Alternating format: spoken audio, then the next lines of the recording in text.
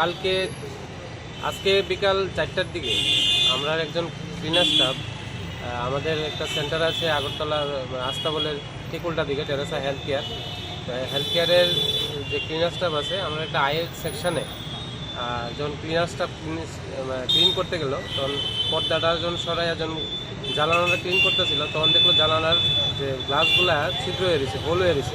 এবং তাই যখন ভালো করে লক্ষ্য করলো দেখলো যে পর্দাটাও ছিঁড়ে আছে, হোল আছে।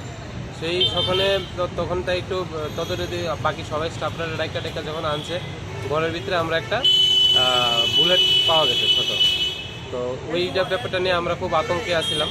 তো আমরা ইতিমধ্যেই পশ্চিম থানাতে আসছি, এসে এখানে একটা আমরা জানাইছি।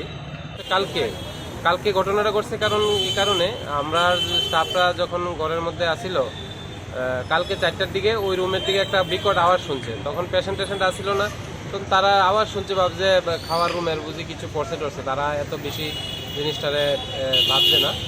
তো আজকে যখন ক্লিনার স্টাফ গেছে তখন তারা ব্যাপারটা ক্লিয়ার হয়েছে আর কি।